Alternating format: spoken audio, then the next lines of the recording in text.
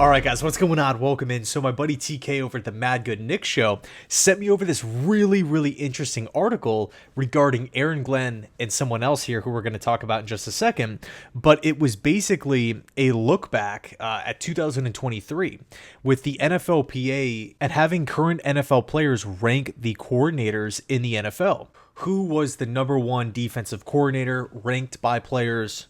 Aarn Glenn. The description says Glenn was ranked first in the 2023 NFLPA survey by players, indicating high respect and trust from players he coaches. His work with the Lions has been pivotal in their defensive improvements. And so, yes, of course, we knew that Aarn Glenn, had a lot of respect from players, from coaches. Yes, of course, he's been considered one of the top head coaching candidates for a long time. Yes, of course, he was able to roll out a good defense, but this just kind of further backs that. It further cements it, right?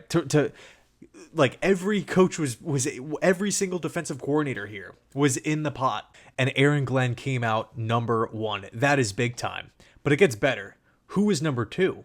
Steve WIlks. Here's the full list here. Glenn 1, Wilks 2, Dan Quinn 3, Brian Flores 4, Raheem Morris 5. Now, again, this is back in 2023.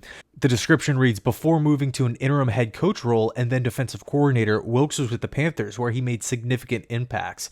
His ranking in the NFLPA survey at number 2 further cements his reputation. Now, obviously, the Jets have not even played a game. We haven't even had a practice. We don't know a free agent. We don't know a draft pick yet. Everything is still brand new. Everything is still fresh. We have seen a couple current Jets players tip their cap to the move. It seems like some guys are excited about the Jets bringing in Glenn here.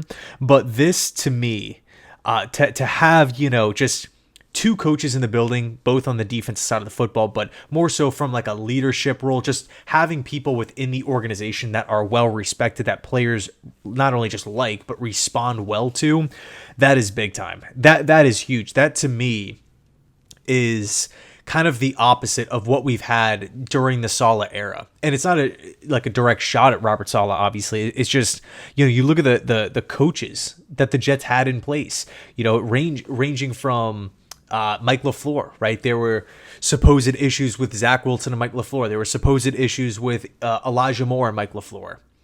Right? We could talk about Nathaniel Hackett, that just disaster of a situation. Keith Carter, current players talking poorly about him, former players talking poorly about him. The questions with Saleh and his leadership and his ability to handle adversity as it popped up throughout the course of his Jets coaching career there. I mean, even when Jeff Ulbrich took over as interim head coach, he kept play calling duties. Even though it wasn't working, he continued to stick with it and just kind of failed to adjust. You're looking for accountability. You're looking for that sense of leadership, and you just never really felt like the Jets and Ulbrich specifically provided that in the middle to back half of last season. So to go from that to this, I think it's going to be huge. I think it's going to be big in the locker room, getting players to buy in, making the Jets a more attractive place to come and play. And again, we haven't even seen this coaching staff on the field working with players in games. We still have a lot of question marks here, but this to me, we're getting off on the right foot. We are moving in the right direction, in my opinion. And, man, I'm excited. Free agency right around the corner. The NFL draft right around the corner. Tons of videos on both of those things. I have, I think, 3 or 4 pages in this notebook right here, just filled with ideas and different targets and whatnot. So, anyway, let me know your thoughts down below. Thanks so much, and as always, go Jets.